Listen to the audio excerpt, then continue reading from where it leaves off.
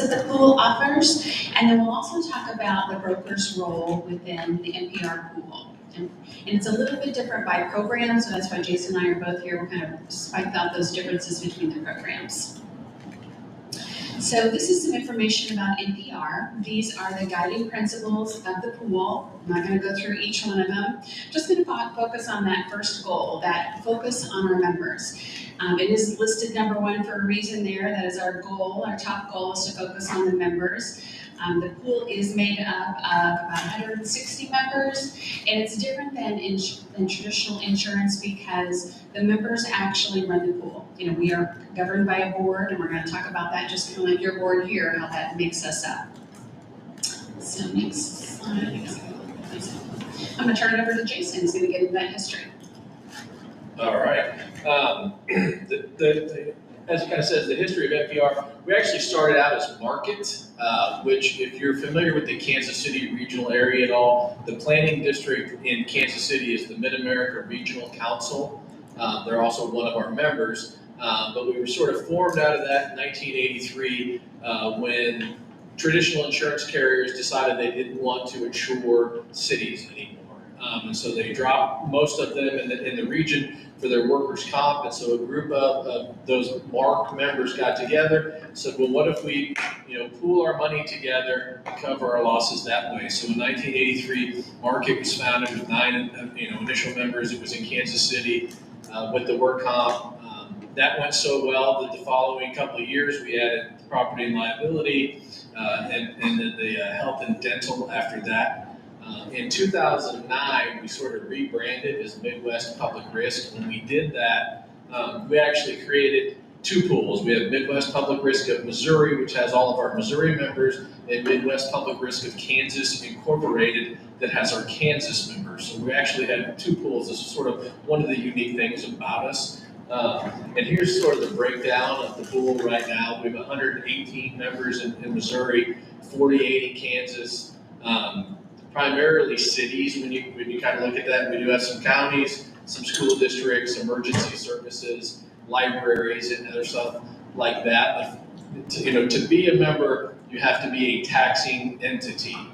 So you've got to be one of those. It's not just commercial or other companies. These are you got to be a nonprofit taxing entity to be part of our program, and that's set up by the state of Missouri. So, the state of Missouri, in the chapter 537, they granted, political subdivisions, which you all are, to pool yourselves together with other entities to create a pool for self-insurance, which is basically what you become at that point in time instead of purchasing insurance.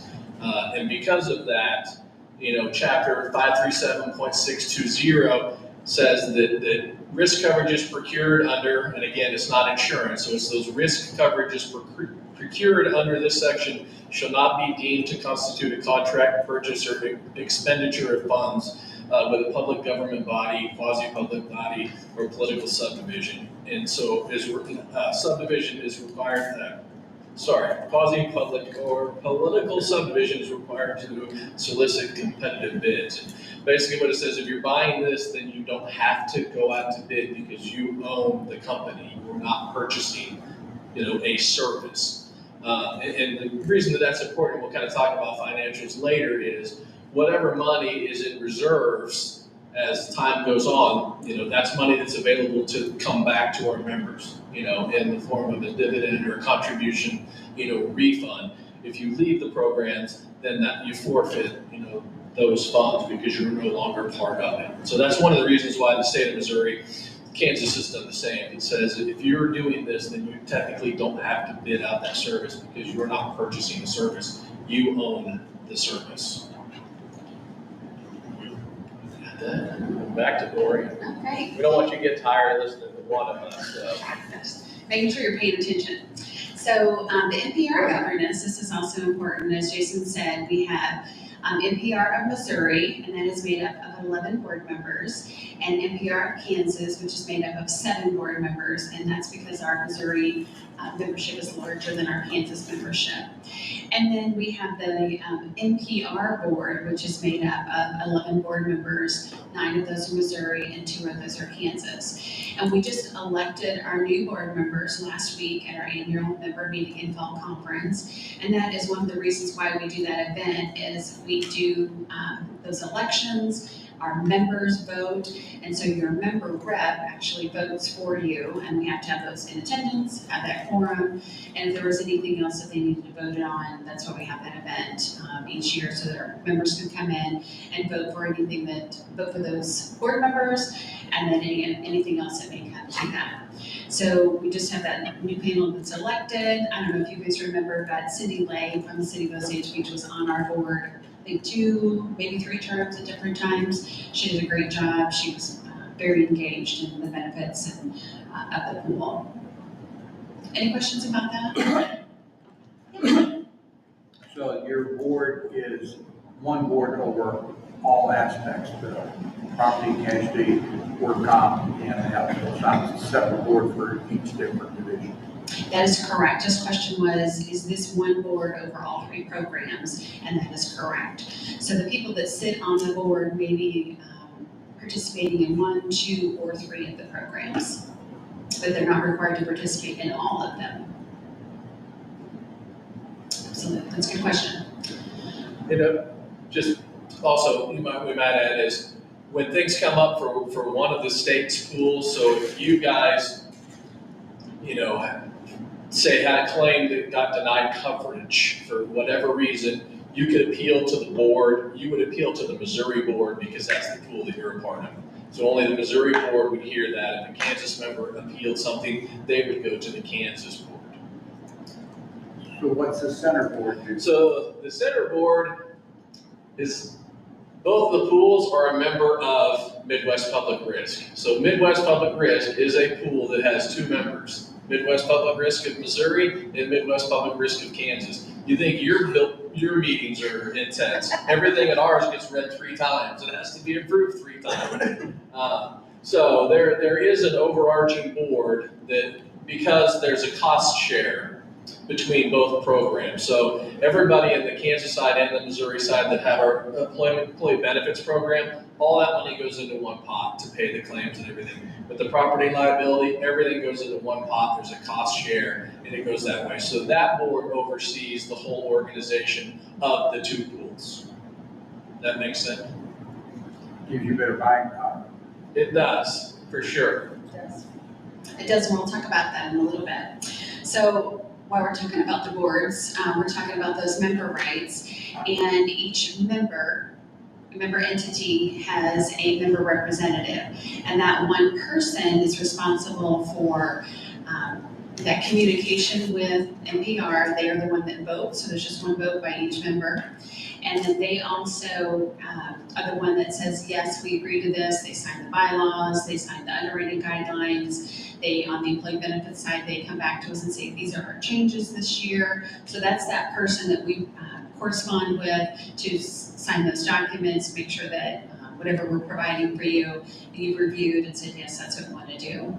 So that member representative has these rights. They vote on any of those things, like they vote for other board members. They elect the candidates to the board. There's a nomination committee. They review that. They vote on those folks that become our board.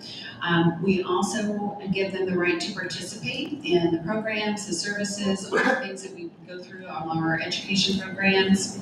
I'll talk a little bit more about what those are. And then to exercise all those rights and privileges that are included in the bylaws. So one of the ones that Jason brought up is an appeal.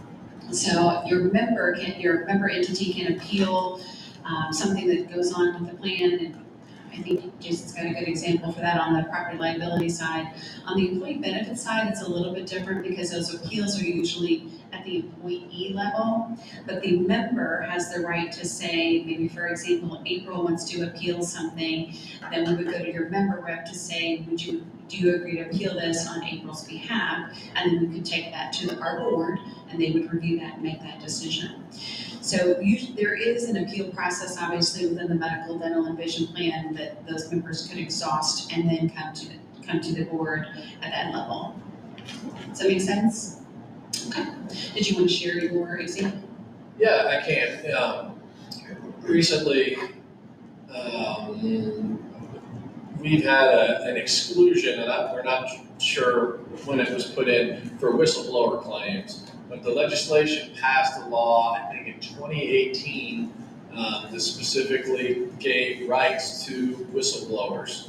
And so those have finally kind of made it into their way into the courts, where lawyers have seen that there's money in this, and so we're seeing more of these claims. So we had a few of these claims that our members come up in the last few months that they were denied coverage because we had an exclusion for those.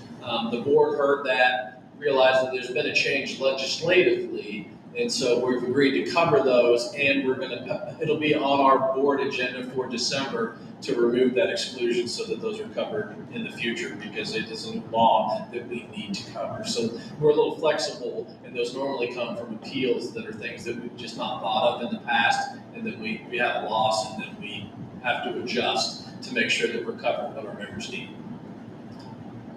So then the member obligations, some of your rights, the things that we sort of required as in the bylaws is to participate in at least one program. So you guys are in all three programs, you're check, check, check. But all of our members have to be in at least one program to be a member. You can't leave all of them and still have a voting right or anything like that. You designate a member representative that Doreen kind of talked about, and that's our primary contact that we send stuff to. They're the ones that vote at our annual meeting and do anything that if the membership needs something from the member, that's the person that we go to make all your contributions promptly, which we bill, they get paid, thank you.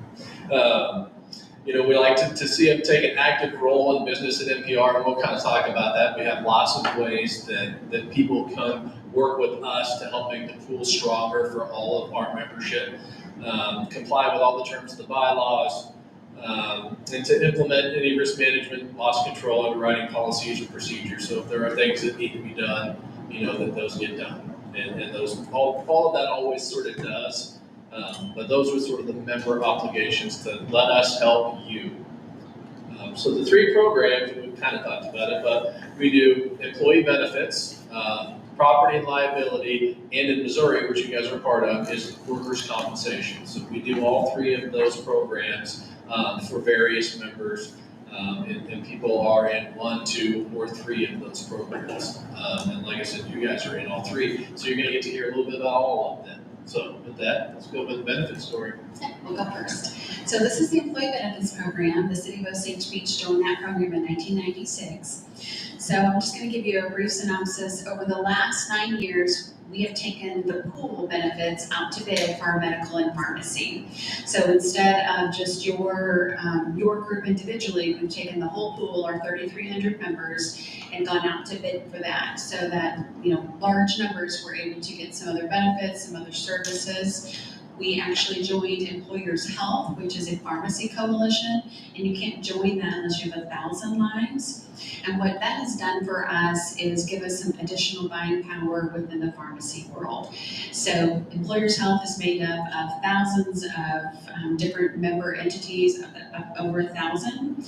And then they work directly with CVS, Optum, MedImpact, which are the larger PBMs, to create more opportunities for savings and programs within that PBM world, that pharmacy benefit manager. So again, we are taking our group of 3,300, moving it in with this larger group, and then getting better discounts and pricing on our pharmacy.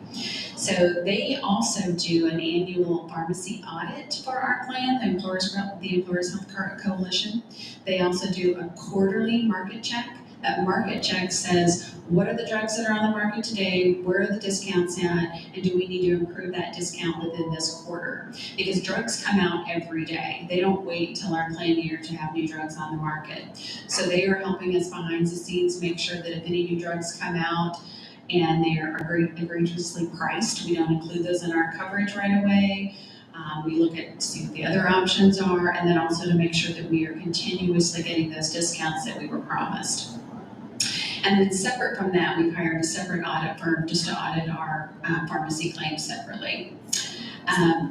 And we started doing that in 2020, and we're currently in the process of a separate pharmacy audit for our pharmacy plan. And they look at every single claim that was paid over the last 12 months, make sure that it was covered by our services, paid the way we thought, and then the employee had the same benefits that we thought. And we want to make sure that what comes out of that is this plan exactly as we intended it to be. We also have an actuarial that reviews our plan for those contributions, the plan design, and then those legislative updates. So again, legislative updates are coming out every day, all the time, and sometimes they change. So we're trying to make sure our plan is still in compliance, making sure our plan designs stay in compliance because that also changes. And then what we provide to our members, even though we're a self-funded pool, we do provide that contribution at the tier level that says, this is what you can charge for single, employee plus one, employee plus dependents, and family. So typically if you're a self-funded group, you have to kind of decide what that contribution is going to be. So we do that piece of it for all of our members so that we make sure that we don't have to come back in the middle of the year and say, hey, our claims have exceeded our contributions, now we have to increase those. So we've been doing that to make sure that our plan stays solvent every year.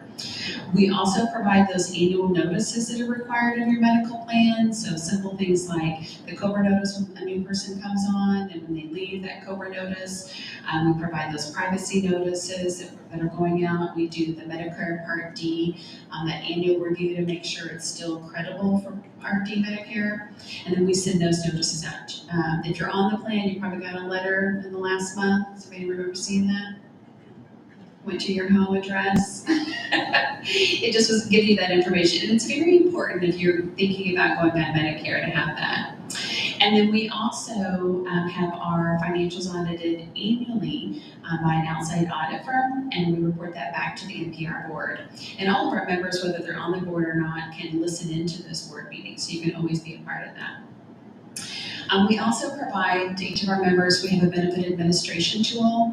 So this tool gives your employees access to that online portal. So it is an online access to their benefits. They can enroll those qualifying events. It's also a secure portal where we share information. So the SBD, the summary of benefit coverages, all these notices, we post those out there so you're in compliance to make sure your employees have access to all that information all the time.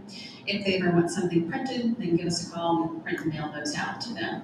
It's also a portal for your administrative staff to have that secure portal to collect all the documentation, member elections.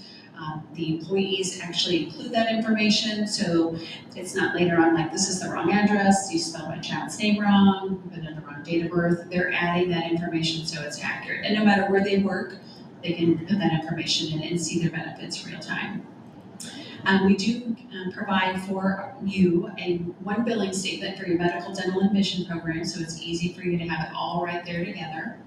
And then we also do that monthly bill audit and reconciliation. We look through all of your employees that have come onto the plan, make sure they have the right documentation, make sure that they were added on at the right time so that it's always clear. And then when we do your annual ACA reporting, that's also required. When we post that, when you audit that, it's also correct and up to date. So we do take care of that ACA, which is also required. So we also try to do a lot of health engagement for the employees. Everybody's at a different level, so we try to provide a variety of options and resources for the different employees, and then their engagement level also kind of varies.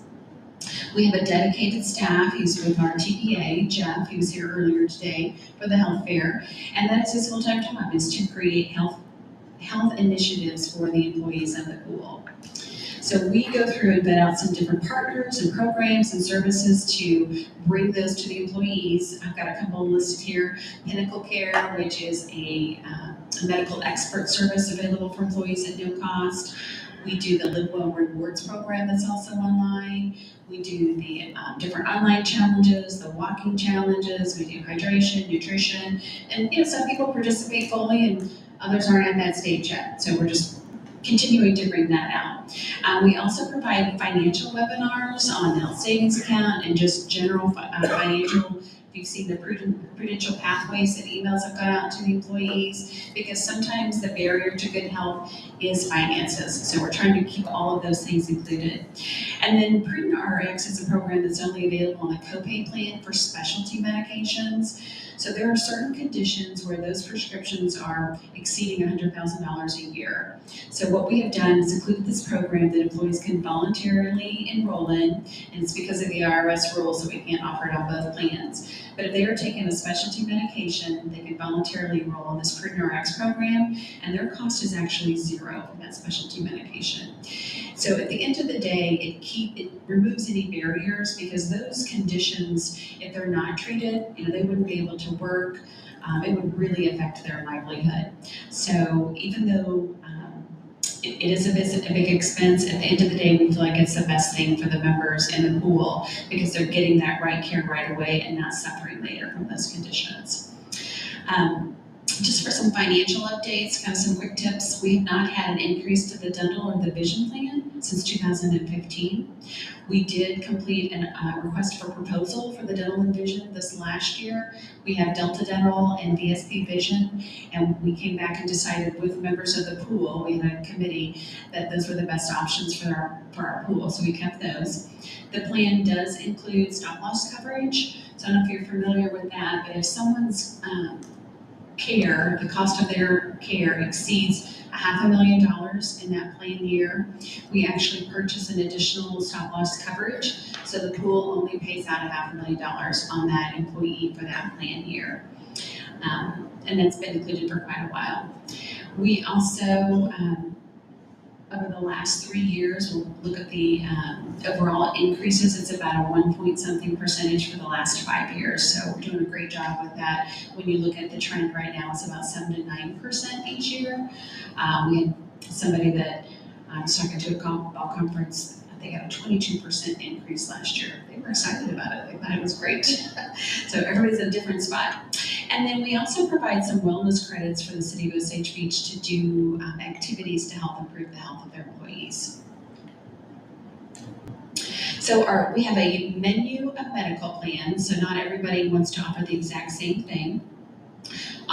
We are currently using UMR for our TPA, and so we use the United Healthcare National Network, and we use Caremark CVS for the pharmacy plan. Those are bundled together. So the 3 different types of plans that can be offered to your employees are the qualified high deductible with an HSA, an open access deductible plan, which looks and feels like a PPO, and then an in-network only plan that kind of looks like a PPO, but you can only go in-network. And then the dental plan is with Delta, vision is with VSP, and then we also offer an employee assistance benefit program for all employees, and that is a free service for your employees. They get 6 visits per year, per person, per incident.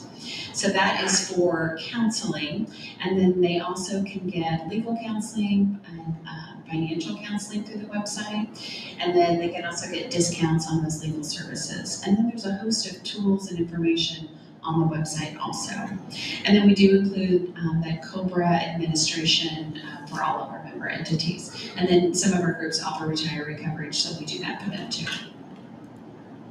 So here's a long list of the different things that I've talked about, the different things that the pool includes. There's a couple other things. We do these benefit advisory committees. That's where we invite all of our members to participate. So your HR team participates with that. And we talk about what services we want to cover this next year, what things we don't want to cover. And then as a group, we take those recommendations to the board. And we do a variety of health and wellness seminars, HR training. Next month, we're going to have another training on your handbook, which seems to be very popular. We do provide employee guides for your employees. We create that each year. We create an administrative guide, so it's easier for you to administer the plan. It is filled with those commonly asked questions that your employees are going to come and ask about. How do I do this? What do I do there?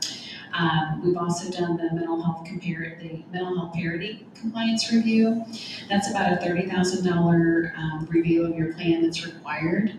We've done that, and then our plans are also in compliance. So long list, if you want to look at that later. We've also included the teledoc in our program, which I don't know if you're familiar with that, but it's basically virtual health. And they have routine care. You can call for, preventative if you don't want, they can order your labs if you don't want to go in. They also do urgent care, so maybe pink eye, strep throat, UTIs, all over the phone. They can call in a prescription. The great thing about it is they are also nationwide. So if you've ever been on vacation and you wake up and you think, great, I've got strep throat, right? You can call into the teledoc. They've got somebody in all the states. They can treat you and call in your prescription at whatever state you're at. Now, obviously, if you're bleeding, broken bone, they can help you with that. You're going to have to go to their urgent care, but it's a really good benefit. We'd had that benefit at 100% starting in 2020 when they changed that CARES Act, and we could allow that at 100% no deductible, even on the qualified high deductible health plans. Then the CARES Act expired at the end of 2024. And then they changed it again in July of 2025. So we're going to go back to having that covered at 100% on both plans. So it's very exciting. We do offer Real Appeal, which is also an online weight loss program. We've had some great success with that. It's through our UMR portal where the employees can enroll for that. It's also confidential and it's no cost to the employee. It's a 52-week program. It is considered a long-term sustainable weight loss program. So it's individual coaching, group coaching. They have an app that has a food tracker, it has a fitness on demand, it has an activity tracker, lots of good information for employees in there.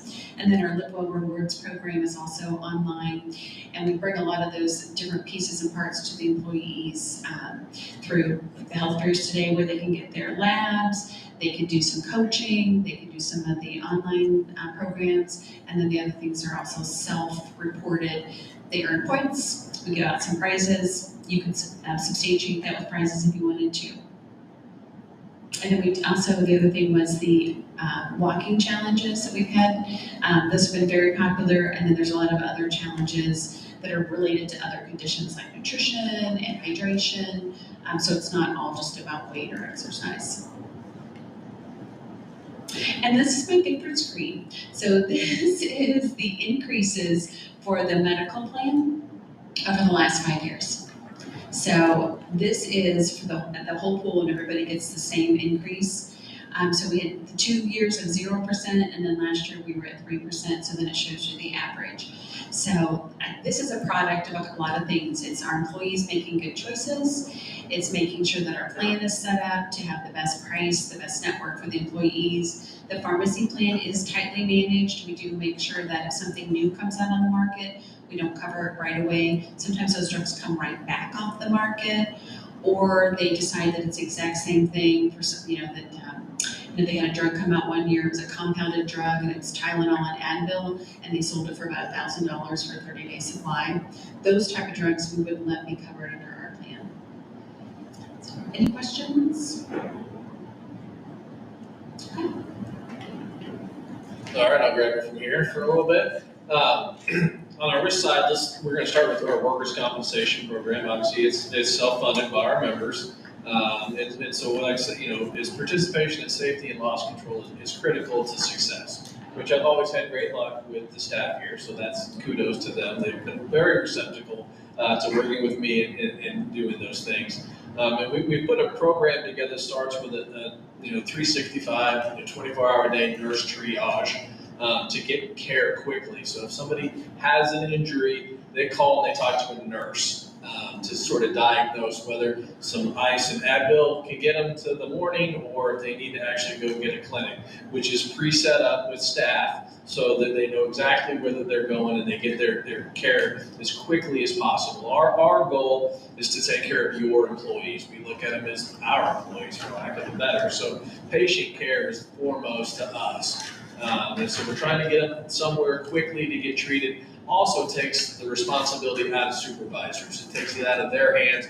They're not sure what to do. Somebody rolled an ankle, go to the emergency room. I don't know what to do. It kind of takes that out of it, helps keep costs down when we've got a nurse that directs them to where they need to go. And then we've got a lot of training that we work with staff, depending on what their occupation is. We've got lots of resources to help with each of those. Volunteers and elected officials, so you all are covered under our program. So if you did have an injury that was compensable while you were doing your duties, you would have the same coverage as the employees. And we have some great attorneys, so if we ever have questions about work comp things, then we just pick up the phone and say, hey, this is what's happened. Can you give us some advice? We try to make sure that we're doing everything as the state wants us to do it, because ultimately they're the ones that regulate everything when it comes to work comp. It's only in Missouri, so that is the one program that we have that is one bucket of money that's only with one program. And if we ever did Kansas, it would still have to be Missouri only, because the work comp in both states, neither one of them would let them share money. It's basically for your program for that particular state because of different rules, regulations, and things like that. There's no member deductible in our work comp program. A lot of times when we get a new member, that's been in the traditional insurance world, they want, they are like, okay, so how much do we have to pay for the initial, is it better for us to pay the $200 to go see the Ahmed, or do we turn everything in? And we turn everything in. Those smaller claims don't have any different or any adjustment on your mod, so we just cover those as part of the claim. It's zero deductible. And our self-insured retention is $750,000. So the first $750,000 on any particular claim in this claim year, we would pay out as the pool. And then after that, we use Safety National, which is probably the largest reinsurer in the world.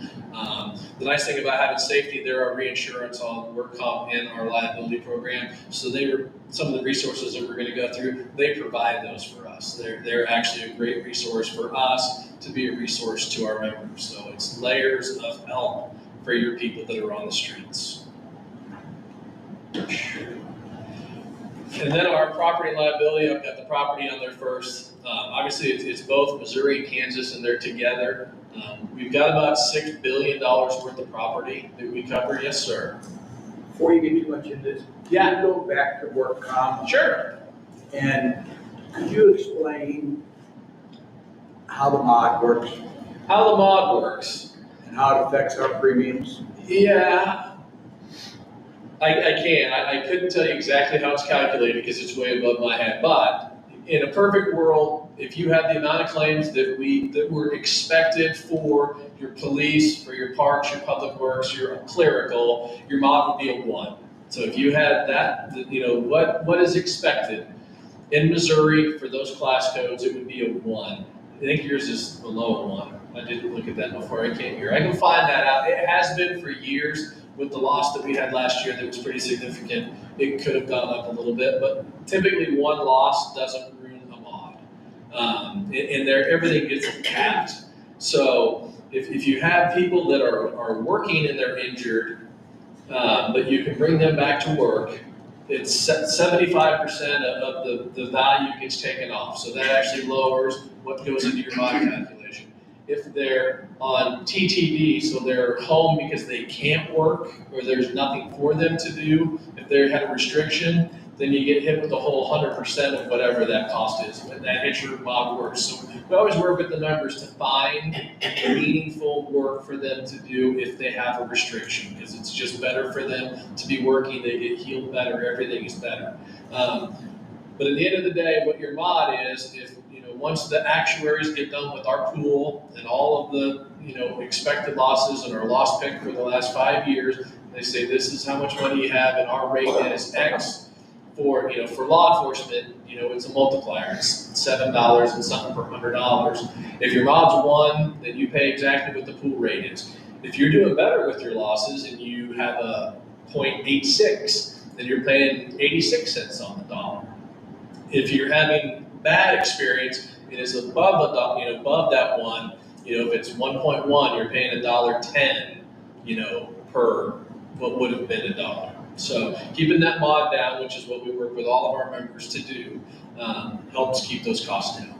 Does that answer your? And I can get that number to you so that you guys can share that. I just don't have it on me right now. So for our property and liability program, like I said, it's one program. It's about $6 billion currently. And the beauty of them being together is a big storm comes through and hits members on both sides of the state line. that one storm is one event. It's not one event in Kansas and one event in Missouri. So it's, an event for the pool is for the pool. So, we've had a number of wind and hail storms that might hit 7 or 8 members, but that's one event for the pool. So when our SIR on the property is $750,000. So if we have a $2 million loss over 7 members, the pool itself is only paying out $750,000 instead of $750,000 per member, because we're all in it together.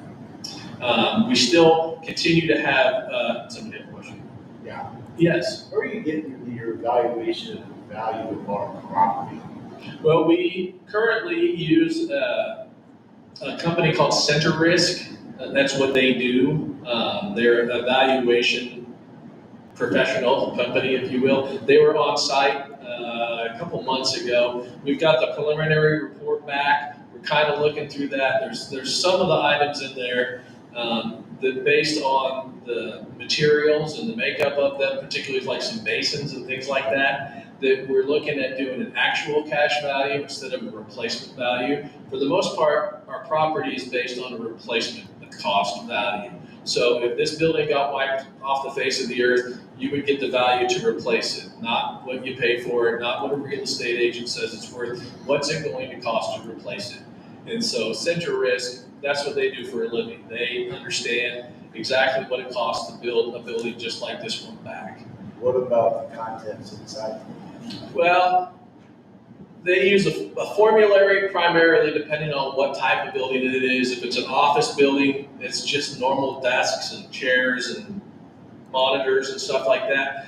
They have a multiplier for that. If it's, a building that has pumps and motors and things like that, they'll note that in there, and the contents gets adjusted because that stuff's more expensive. For fire stations and police stations that might have specialty computer stuff or other contents that they know that are going to be stored in there, it goes a little bit higher. So they have different formulas for the different types of buildings, depending on what they are and what they see when they were on site. I mean, when they're out here, they're grabbing the horsepower and the year that motors were made and pumps and stuff, and so they're putting all that into their database to figure out what the prices are for all of that. They're essentially creating an inventory sheet to go along with the property.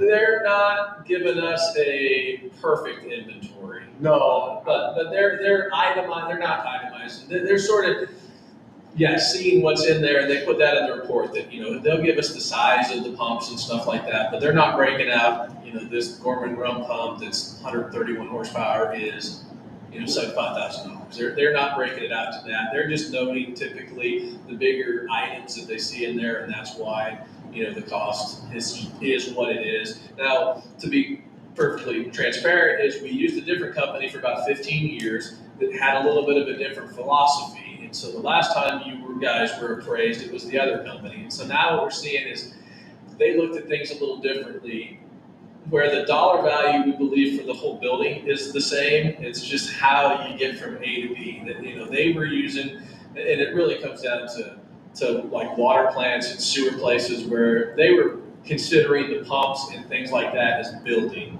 more than Center Risk that we have now. So our net is the same. How they're getting there is a little bit different. And so my staff, we've had to kind of go through those and look at with a little sharper eye than what we had before. Not what we had before, but just comparing the building that we have now to what was appraised like 7 years ago. Just because when they're, the dollar value is the same, but the building and the contents don't line up to what the building and the contents were before. How often do they do this kind of thing? We do about 5 years, just to try to keep them in. You wouldn't think that things change much in 5 years, but from 2020 to 2025, building values have gone up about 45%. It's the largest increase in building values in the history of known man, and primarily it was the beginning of COVID that drove a lot of that. And where the last 2 years, we've only seen about a 1% increase. So that's the other thing that Center Ridge does for us is people that have been appraised already. When our renewal comes around, they'll say, all right, here's what we see the increases are for where your members are. And they'll actually give us different ones for Dodge City than they will St. Genevieve because there might be a difference there. And so we, recommend the member, here's what we're seeing an increase for where you are. We'd like to increase your buildings by 1% or 2% or whatever that is. Well, the reason I asked why it's a concerning topic to Sure. me is I don't think there's any of us who ever been up on that board and saw how much we're about to pay for something and going, good Lord. And I'm just wondering if when we spend this money every year, are the people coming in and evaluating, are they looking at and drawing the same conclusions? Whereas we might put out the bid, spend $45,000 on a pump, they come in and look at it and go, that's worth 30. I'm just wondering where that can take us. Sure. I think that they're pretty accurate from what I've seen. For lack of a better, this is what they do for a business. And so for them, it's vitally important to be accurate because the first time that they have, they tell you this building's worth $5 million and this building gets wiped off by a tornado and it costs you $8 million to rebuild it. And they go, and you come back on them, why didn't you tell it was worth more? And that goes against them. And so they're accurate. Now, I also will say our program has a 125% margin clause, so you have another 25% coverage for what you've got the building listed in case of a loss, which is something that we're able to offer on top. And that's just part of our program, which was 115% when the market shifted, where most property, probably up until about COVID, was a blanket policy. So if you told me you had $50 million worth of coverage, you could have $50 million worth of loss and we'd replace it. When I say we, our reinsurers would replace that. But during COVID, they pretty much wiped out blanket policies and they went to either you pay a percentage deductible, which I have on there, which we haven't done yet. We just brought in the city of North Kansas City. I think they had a 2% wind and hail deductible. So if they had a loss in a building, the deductible for that building was 2% of the cost of the building, which is pretty sizable on a lot of buildings. And so we've got the margin clause, which was 110%. Now it's up to 125%. And one of the reasons we can get to 125% is because we do appraisals. So when Lloyd's of London looks at what are we doing to verify the accuracy of the buildings that are listed on our schedule, and they see that we're doing these every 5 years, they go, all right, you guys are doing it right. We're going to go ahead and give you 125% coverage. You've got a question? Yeah, so kind of along those same lines, if we're doing the evaluation every 5 years, and something happens, I don't know, a month before we're due for our evaluation, and it's using federal numbers, how much risk do we have there if it's a situation like COVID, that there was a huge jump in valuations during a relatively short period of time? Right. There's two things. One is where if you haven't had your appraisal, like this year, people that didn't get an appraisal, we're going to tell them at renewal, this is how much buildings have increased. And so we're going to be increasing those as, annually. So in theory, when you get to your next appraisal, hopefully you're right on line. It just wasn't, well, we did appraisals for years and years. Sometimes members didn't put those numbers in. To be quite honest with you, so they were undervalued. We've pretty much made sure everybody's got to keep their values up to date now. And part of that's because of this margin clause. When we had to switch to that a few years ago, it became vitally important that everyone has to keep those values up to date. So, one, I think you'd be covered because next year we're going to tell you what the increase for buildings are, and we're going to increase it down. And the next year we're going to do it again, and the next year we're going to do it again. But we also have that 125%. So if you've got a building listed at 10 million, you've got 12,500,000 in coverage. So you're taking the average of everybody, so you don't do everybody's appraisal in 2026. No. You do 20% of them every 5 Yeah, we years. do about 800-ish buildings, I think, a year that are valued over $100,000. And I think we have about 4,000 buildings. And then presumably you take the average increase for all of those and tell everybody you need to increase. Right, what they'll do is tell us, this is what we're seeing for construction increases, and they'll do it by building type, depending on what year it is and how big that jump is. They might say, you know, a masonry building is this, a wood frame building is this, and we can make those micro, you know, jumps if we need to. Okay, thank you. You're welcome. So go ahead. I've got a question. Sure. I've been part of the real estate industry here for 25 years. Yeah. And I understand the replacement coverage for the property facility itself. My concern is with the content insurance. If we're not getting appraisals or upgrading our numbers for 5 years, then regardless of all the upgrades we're doing to our facilities, or the equipment we're buying, et cetera, we're working on numbers that are not including all those upgrades, all those additional purchases, et cetera. Is that correct? Because I'm assuming if we're only doing the replacement coverage valuation every 5 years, and content insurance is only getting evaluated every 5 years as well. Well, we'll make a recommendation on the increase in contents as well, when we do the building value. So it'll be, you know, I mean, for the most part with content, you're replacing what's already there. I mean, you only got so much space here. So if you're getting rid of a desk and you're buying a new desk, you still just have a desk. You know, the bigger one that we get this all the time is when somebody remodels a building, or they add an addition to, you know, a police station, and they're like, well, this addition cost us $7 million, and you're telling us whole building's only worth $10 million. Like, well, an addition costs way more than building new. You know, it's way more. And so if you had nothing here, it would cost less to build the whole thing than what you did. So it is based on the square footage, what is built with, what is there. This is what it's going to take to rebuild it. Yeah. I started as real estate appraiser. So Sure. I'm familiar with that. And it's Back to the content. but in the I'm content. concerned that it's only a 5-year reevaluation of our content insurance. Yes, a desk is a desk. Yes, carpet is carpet, but regardless, obviously, we're not going to get 100% of that cost back into the insurance claim. But I'm just concerned that as we upgrade our equipment, as we upgrade our facilities, basically, we're not going to get any coverage on that in future claims, should there be something devastating that levels this building. Yeah. But anything over the deductible, we put on a separate insurance schedule. Like, you know, the tough books, that's probably not a good example. But some of our, Can you use your mic? Yeah. Thank you.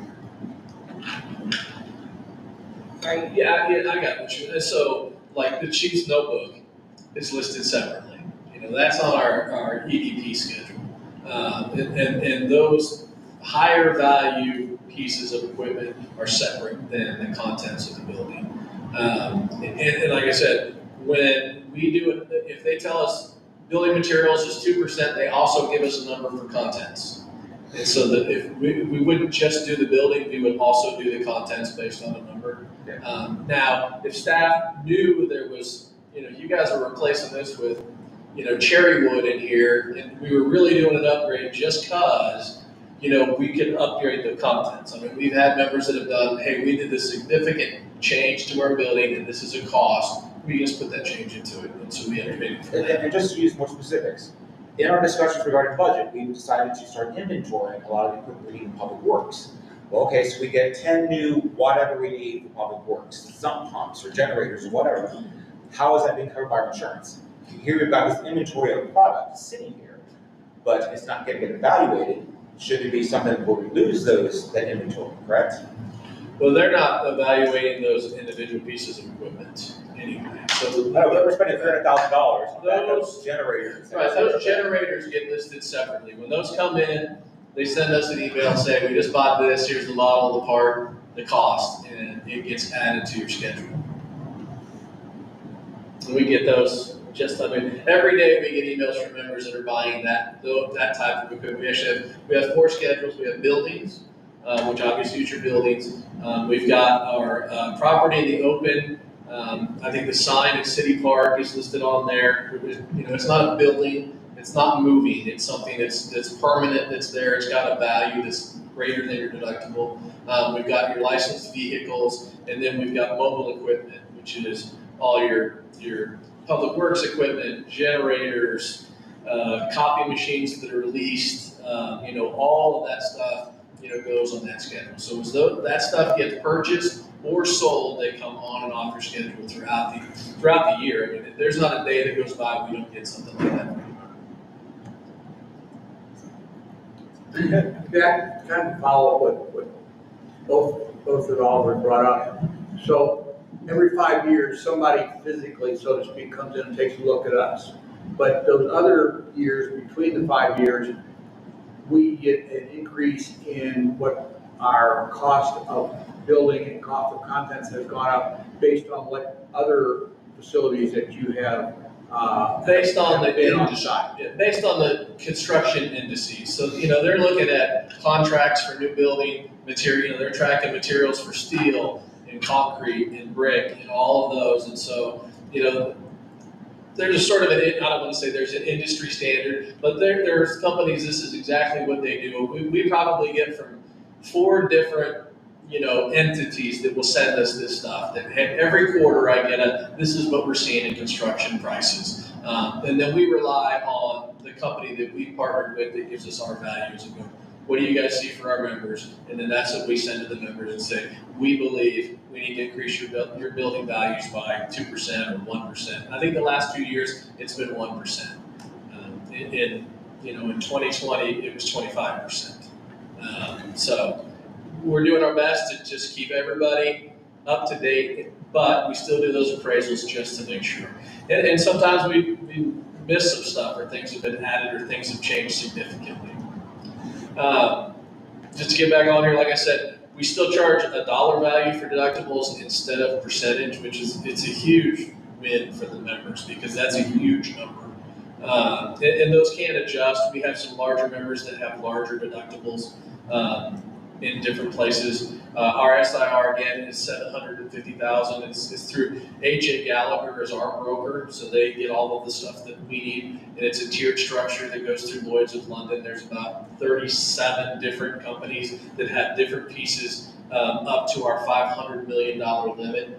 And I know you heard me say that we got $6 billion in coverage, but we have a $500 million limit for any single loss. And basically what they do is they take the Joplin tornado and they drop it all across of our membership. Like I said, it goes from Dodge City to St. Genevieve, and they say how much damage would happen if that tornado hit here. And to this point, we're not over that 500 million. So that's the number that we have as a limit. Before I go to liability, any more questions on the property? We get that one? Good, okay. Liability, again, is most states, they're together. Member deductibles kind of vary, again, based on size and what their risk appetite is. Our SIR in Missouri for that program is $500,000. So any single loss we would pay, the pool would pay $500,000. And then up to $1 million, we are actually part of another pool of pools, because pools like to stick together. So Government Entities Mutual is a pool that is made up of pools all around the country. And so we share dollar for dollar that next $500,000 layer. So if we did have a claim that went up to that, we would split it with them. And then anything above that goes to Safety National with a $5 million occurrence. One thing about being part of the pool, that you're not, again, buying insurance, is your sovereign immunity stays intact, which is important. So if you had a claim for law enforcement or something that something terrible happened, if you purchase insurance, you no longer have that sovereign immunity. So the sovereign immunity cap for a single person, I think, is $528,000 this year, something like that, and it's $3.4 million, I think, per incident.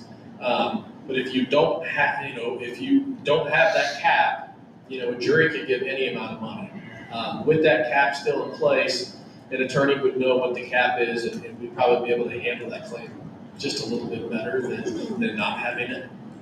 And then the other one I've got bolded there, is probably important with all the sewers you guys got and the lift stations and things like that is in Missouri, the only remedy for a sewer backup is through inverse condemnation. And insurance companies have an exclusion for inverse condemnation because basically that's you are taking somebody's property, so they almost always have that as an exclusion. We have that as an exclusion, but what we've written into our coverage document is if this is for a sewer liability claim, we will cover it, for your responsibility. And that's more because you need the sewer liability coverage, not that we're going to cover inverse condemnation, but that's the only way that someone can be sued for that, so we cover it for that. Just want to make sure you understand that. So our claim settlement authority as a program, obviously up to your deductible, you guys can decide if you want to pay it or not pay it, because it's up to your deductible. Once your deductible has been met, our CEO, our boss, has up to $150,000 worth of authority, which you can always consult with the member before making any decision. And then anything over $150,000, which I need an R in there, I see, goes to our board of directors. So the peers that have been elected on our board are the ones that would approve any sort of a settlement over $150,000. So, our risk management services I've got here, and you guys have got it, we're here to support our members. I was telling April earlier today, of our 130-ish members that have risk management with us, I think we have 2 that have somebody whose title has risk management in it. Nobody's a full-time risk manager, but it's HR and risk management. And so that's where my staff come into play. We basically perform those risk management services for our members. This slide's got a lot of stuff that we do. I also gave you a little handout because I've done this for one of our other members. It's got a little bit more explanation. But I'm going to go through these kind of quickly. I'm your dedicated risk manager. One of the reasons why Mom lives down here at the lake in Rocky Mount, so I don't have to pay a hotel room to come stay down here and work with you all. Works really well for everybody. She loves when I come down. But I'm always here to help staff with anything, to come down. They've got my number on speed dial, so they know how to get a hold of me. We do a lot of training. I do training down here with staff. We do training in our offices, Independence. We've had plenty of people drive up there because some of the trainings that we have are really, really good. And so they'll come up and do that. But we also do everything virtual. So we're doing a supervisor symposium in a couple of weeks. I'm sure that we'll have some people from down here log in instead of driving up for the 3-hour course. We do local GovU, the chief, his staff, they get on there and they get post-credit hours for their law enforcement license through local GovU doing those courses. Things that I have bold on this sheet are things that have an actual cost. That's a course we pay for every one of those that our members go through. Our training resource, we have DVDs, we have online streaming, so the parks and the public works guys, they get a lot of their training videos on demand. We pay for that as well. We have advisories. Some of my favorite is like your dog park. We had one on dog parks. So we've got a number of members that have dog parks. We wrote a white page on. These are the things you need to do, don't do. When your staff is getting together to put that in, they're like, hey, what do you have on that? Like, here's our white paper on it. Enjoy it. We talked about the property appraisals we pay for. We're going to talk more about the advisory committees. One of the biggest things we have is legal hotlines. So law enforcement's got an attorney. They can call 24/7 if they have an issue. Anything goes wrong, anything happens to anyone, they got a guy to call to get guidance immediately. We also have one for HR. So if we need to potentially fire someone or they've broken a policy, we need to deal with it. We got an HR specialist that can handle up to 3 hours per incident that we pay for. Our Milo range, I don't know if any of you elected officials have gone through that. We just set it up, it'll be back in March, but that's the police use of force continuum training that we own. We bring it, we train several, the staff here knows how to use it. So we just set it up, they use it and train the officers for a couple of weeks, get them some refresher. I know the rest of the staff likes to go down and play with it too, but it's a great tool for law enforcement. You guys use our Lexipol policy management system, so NPR, that's for the law enforcement policies and training.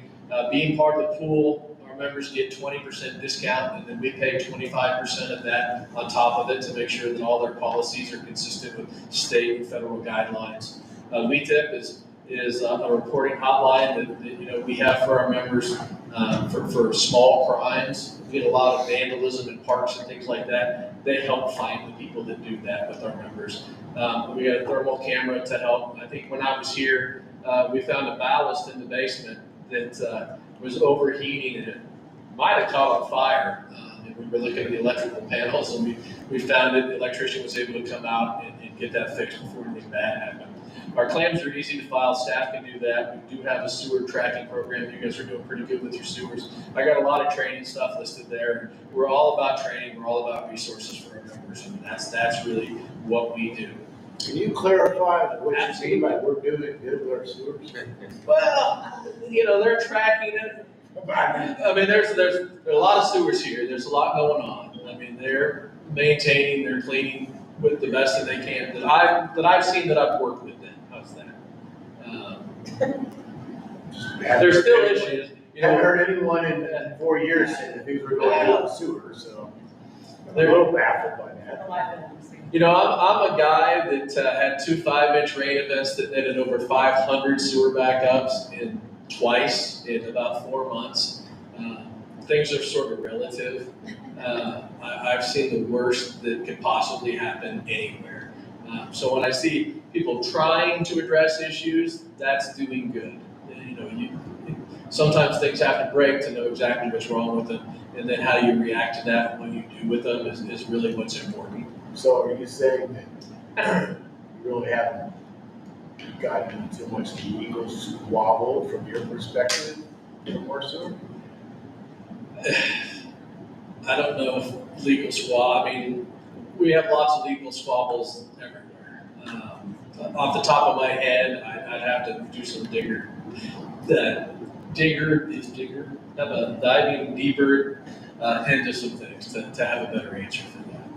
Okay. Thanks. Okay. All right, Doreen, your turn to talk now. Okay, We're home stretch. that's right. So we thought we'd bring the financials, which you saw these at the conference last week. So this is all the funds, all the states together over the last 2 plan years. So from 23, 24, which we're 7-1, so that's why it's that split year. So all the contributions for all the programs in both states increased about $6.7 million from one year to the next. That had to do with, on the employee benefits side, our members added staff. We added 1 member entity in the employee benefits pool. I think we added a couple on the other programs, and then some of our employee benefits groups just got bigger. So then the claims, this is how much that we paid out for just all the claims on the pool altogether. It actually decreased in the 24-25 year, which is good. And then operating costs. So that is everything that we talk about that we purchase, stop loss, the building, NPR staff, program fees, all of those things together. That is the cost there. It did go up a little bit. Again, when our membership increases, we do pay most of our fees on a per employee per member base. So that does go up. And then the operating income, that's that overall fund, went up. And then our investment income. So when we collect contributions, we pay all the claims, we pay the operating expenses. If there's any funds left over, that money goes into our investments. That's not profit for NPR, that is investments for the members of our pool. So those funds go into those investment incomes, and on the next page, we kind of break it down by program. And then those monies are decided on by the pool, what do we want to do with those? Is that information that we want to hold on to for future losses, to decrease the cost for the next year? So then you see the change in those net assets from year to year, and then the net assets from the beginning of the year to the end of the year, again, for the overall pool. And then the next one, there. So our finance director had just kind of broken this down so you can kind of see the lines. Where do these funds go? Where do the monies go? So when you're looking at $1 The biggest piece of that is actually claims. So you can kind of see that the total losses, on the employee benefit side, it's the claims that people had, surgeries, prescriptions, those types of things. Property liability, the claims that we paid out, the work comp, the things that we paid out. And then we have direct cost, or common cost, which is again those operating costs, stop loss, those different services that are included there. Direct cost, to run the program, and then what is left over, and then it's really tiny, but it was 6 cents of every dollar was left over, which is great. And then we take that money and then we put it in those investments. So at our board meetings, all of these financials are given each month, or it's probably like 7 or 8 board meetings. So all that is shared with everyone in the pool, so they can see where all of those dollars are coming from. This is it's called self-insured retention on the risk programs. On the employee benefits program, it's called our stop loss deductible. So that's the first one. So in the employee benefits program, over the last plan year, we had 2 claims that were, from year to year, we had 2 claims where those 2 people, their costs exceeded $1 million. So it sounds like a lot, but anymore it's really not that much. And then we had the previous year 4 claims that were for $3.2 million. So 4 different people had that much money in total cost. So those things went toward our coverage. So we paid the first $500,000, and then our carrier was able to pay the rest of those. On the employee benefits side, we don't share the details because it's private health information, so we don't share that. We just share kind of those overall details. On the other programs, I think there's more information that Jason can share with you. Thank you. In the work comp program, again, our self-insured is $750,000, and we hadn't had a claim hit that for 5 years until last year. We had the one claim that hit the program. For our property, last year we had 0 claims, or we've got 0 so far this year that have hit it. The year before we had 5 occurrences, which was up from 1 the year before, with a total of $7.2 million. It was 185 claims, and that's part of that where we have so many members, but even though it was 7.2 million, it didn't hit us that bad because of our single occurrence retention for the whole pool. So when we had 6 or 7 members have 20 buildings each get hit, the number of claims goes up, but our occurrence stays low, and the cost to fund all that stays low. On the liability side, with 0 claims in the current year, that $500,000, we did pay 1 claim. Our sovereign immunity number is $532,000 because it's right there. It was a claim that we had to pay up to that sovereign immunity cap. And so we've had a pretty good couple of years, and so that gives us our net asset targets by fund. And our finance advisory committee, which is our next slide, they kind of look at this to see where we've got, how much we've got in reserve, so that we can try to keep, we can influx some of that back in to keep contributions lower if we need to in a bad, on a bad year, from a reinsurance side or something like that. So we're trying to always smooth out, our increases to the members, and that's one of the ways that we can do it. Or if it gets high enough, we can return some of those funds to the members, which we have also done in the future. One good year, and Megan wanted to point this out when she put it together, is last year our property and liability program, we were down to 30% of our reserves, 30% to our target rate, and we had one really good year, and we're up to 83%. So we can jump pretty quickly when we when we keep losses from happening. The wind hail is kind of a difficult one for us to, I like to say that my team is pretty good helping our members with their losses. We can't do a lot about wind and hail. So we're on the right path with all of these. I guess I'll start with it because I got the microphone. So these are our committees. We've kind of hinted around about those. I've got the Public Works Liability Advisory Committee, obviously. But we get together and we talk losses, all of ours. We talk losses, we talk trends, we talk about ways that we can help each other and just share knowledge with one another. Our law enforcement Liability Advisory Committee, same thing. She's been a part of that for years. It's just a place where when we see new information or we see somebody that's having an issue with something, we can bring it in front of a whole group of people that maybe have experienced that, and we can help each other with sharing that knowledge. And then we've got one for the recreation and parks. So those groups get together about twice a year. We do it virtually, we do it in our office, and we get great participation from our members to just share the information to help each other all be a little bit better. You got it. So the finance committee is not a voting committee, but it is where we go through the finance pieces of all of the pools together. So all of our members are invited to the finance committee meetings. They do a budget review meeting, they do an end of the year finance review, and then they do a review of the audit that is done by NPR each year. So all of our members are included in that. All these financial pieces are shared there. And then we also have a benefits advisory committee, so that's for the employee benefits program.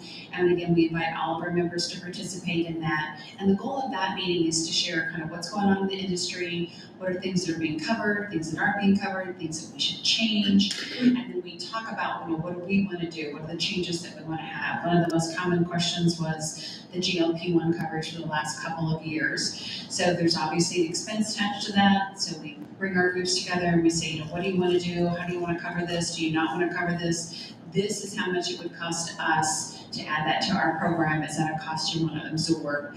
So we kind of bring those things forward. And then as new things become available, do we want to add those? Do we not want to add those? And then we make those final recommendations to the NPR board to put those in place. One of the benefits of the BAC meeting also is our members coming together and talking about engagement, education, and programs. So, how do we engage our members in their health? A little bit different because each person gets to make their own decision about their own health care. So our philosophy has been bring the information. Hopefully people are able to manage the care and not get any sicker, but there are certain things that they just cannot manage. And you cannot, the only thing you can do about cancer is early detection. So we're always bringing that information out, trying to get people involved, get them that care. So one of the big differences, worked for those TPAs in the past to coming here is, as a part of that pool, you may have a really bad year where you've got that claimant that's over 500,000. That would greatly impact you as a small group, what your increase is going to be that next year. But typically what's happened for us is you may have a bad year, but some of the other groups have had a good year. So that's what's creating that leveled out of those premium increases. You're getting the 0s and the 3s versus the 22s and the 36s. So that's one of the big values of the employee benefits pool. The other piece is the dedicated staff, that if your HR person goes out on maternity leave, we're going to be there to help you, understand what you need to do, help employees. Your employees call us directly when they have some of their issues to say, is this covered? How do I get it covered? I don't know what to do with that. And we kind of help them navigate that healthcare system. It helps keep that privacy for the employee, keeps you out of the middle of it, and just kind of helps manage that different program for those employees. Any other questions about all these things that we've thrown out at you? I want to kind of look back to the tornado stuff. Is geography taken into account for what we're paying as far as our risk? Earthquake insurance should cost more in Cape Girardeau than it does in the safety beach. Yeah, we don't actually cover it in Cape Girardeau, so. Well, yeah. Well, tornadoes are more prevalent in Joplin than they are in safety beach. Yeah. We don't, when we're, putting contributions together for each of our members, that's not something that we look at. Whether Lloyd's in the tiered program is looking at exactly where all of our members are, if they're put down on the map and making that decision when they're giving us the price, per $1,000 of coverage, they may be that sophisticated. Are they the only ones giving you? Do you take this to other companies or just to them? Well, the marketplace is at Lloyd's, but then there's, I think, 37, I think this year it's like 37 different companies that have pieces of that $500 million. So there's all sorts of different reinsurers from Bermuda, from Lloyd's, from the US, that all have pieces of this. And they might have a chunk at, 50 million to 100 million, and they might have another chunk from 200 million to 300 million. So it's all sort of tiered, structured puzzle that's put together to give us that $500 million coverage. How many pieces of the puzzle are there from the moment it starts to the moment we get a check back? Your check is a single check. It's our check that comes from multiple people. So We're really only dealing with you. yes, yes. Got Yeah, it. we're the ones that have the headache of getting all of those paid, checks back. Yeah, you just get a check from us. I mean, you guys have probably already gotten some checks from the claim. You got checks from the cleanup yet? Have you turned in receipts for the HVAC damage? Yes. I mean, I don't see all of those checks.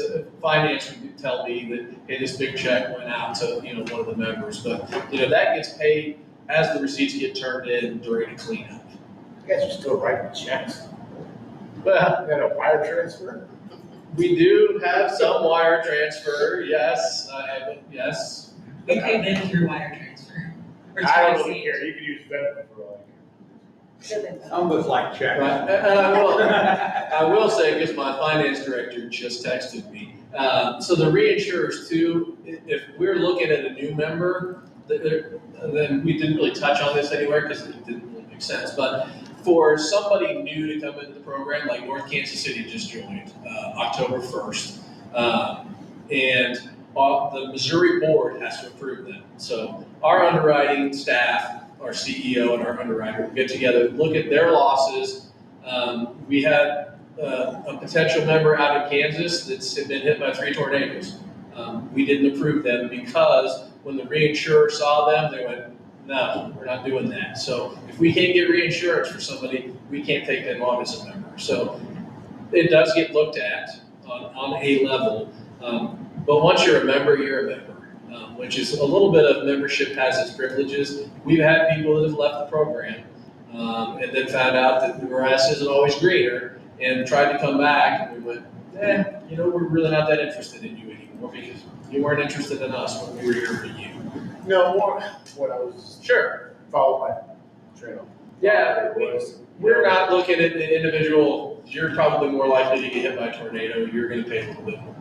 Yeah, I mean, that's how I would look at it. But I'm also thinking, well, got NPR, then we got the other 37 entities, then we got Lloyd's of London. Everybody's got to make money in this process. We don't, because we're a nonprofit. We don't make any money. They all make money. Well, they do probably make money. Yes.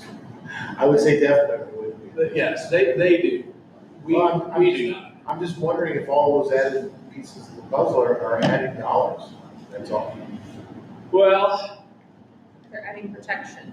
right. But they're willing I to, would hope it's adding Yeah, that's what I'm protection. saying. they're willing to buy smaller pieces and charge us less than take on all the risk of the whole thing. So by them all working together, they're minimizing their risk. They're not working together. They're looking at it as, what's it cost me to take this piece from this $6 billion?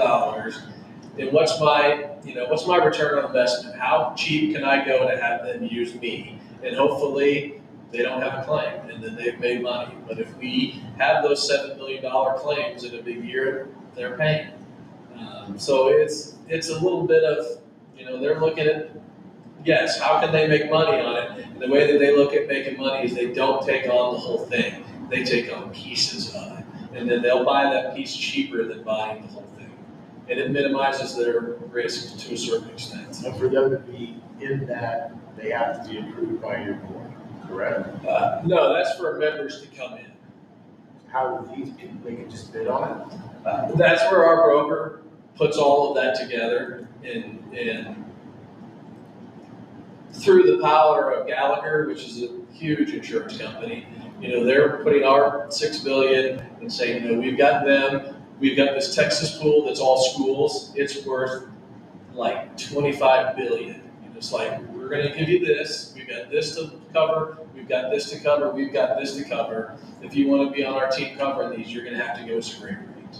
So it's just the power of numbers And so they're gonna cover some people in Missouri and Kansas, they're gonna cover some people in Texas. And they might not wanna cover people in California, they might not wanna cover people in Florida. You know, they're gonna spend their money here. When we've gone from a program where it was fully covered by one entity, and when we left that, we saved a huge amount of money. So if that's part of us looking at what's the best way to provide this coverage for our members, and this is the way that we've seen is the best way to do that. You don't see anything, you turn in a claim to us, you get a check from us, we do everything in the background. Okay, next. Okay, so I have a lot of questions. Yeah, no, that's why we're here. So, can you talk a little bit more about the sovereign immunity cap Yes. and that going through you keeps that? Right. I mean, it's just that. There was a claim. Oh gosh, I can't remember the name of it. There was a county that operated a jail. This is actually case law that's out there. This is why, if you guys saw your certificate, so when you have, I don't know, I'm trying to think of your certificates or two. I mean, you have some vendors that you guys participate in for things, and so you offer them a certificate of coverage. In that certificate, it says, we do not waive our sovereign immunity. We make sure and put that in. In your contracts, when somebody's indemnifying the city, you know, you guys have the payment. Is that you guys doing the payment out here? Right, so you got a contractor doing that. That contract should say in there that even though they're indemnifying you, the city is not waiving their sovereign immunity. You actually have to kind of say that. And if you're not buying insurance, you are not waiving it. And with us, you're not. But if you, I'm trying to think, so that jail didn't assert their sovereign immunity. They had a subcontractor that provided the medical to the inmates. That in that contract, it didn't say anything about them not waiving their sovereign immunity. That third party had insurance and the patient died. And so the family sued the county and said, you don't have sovereign immunity, and they were awarded like $10 million. And the county basically had to fund what was excess of that third party's insurance because there was no more coverage after they hit that limit. And so they were stuck paying the rest of that. So, Okay, so let's say that we don't have our coverage through you and we buy it through Travelers. sure, And we have a liability claim. You're saying that, there's a possibility that your sovereign immunity will be waived because we have because you insurance. have insurance. Well, that's not a possibility. Your sovereign immunity would be waived. If your attorney was here, he'd probably tell you that. We have the Lauber Group, Lauber Municipal Law, that does elected official training in our office every year. They do it all over the state. It's one thing they always say in their thing. If you buy insurance, you waive your sovereign immunity. So there is a chance that if you had a claim that the sovereign immunity got waived and the attorney decided to take it all the way to court and you got a nuclear verdict, you could be on the hook for anything above whatever your insurance limit is. Okay, good to know, thank you. Okay, so I'm very new to government. But I do insurance like for my private businesses. Sure. So I've got like an insurance broker, and every year at my renewal time, he comes in and he's like, hey, Travelers quoted this, employers quotes this. So I'm trying to figure out, this is obviously very different because you guys are quoting it on your end, and then you're telling us, here's our portion if we go through you. Am I understanding correctly? So, so you know, like my health insurance is through a pool for my employees. That one's in a pool. But everything else is, I get a bid every year. And they tell you, you know, we're not with the same company every year because sometimes Travelers is cheaper and sometimes Employers is cheaper. I know there's a question in there. I'm just trying to figure out like how you work differently because I'm having difficulty wrapping my head around that we don't bid this out every year and why don't we? Because my whole life we've bid it out every year. So on our, You can answer the other Sure. question on the employee benefits pool.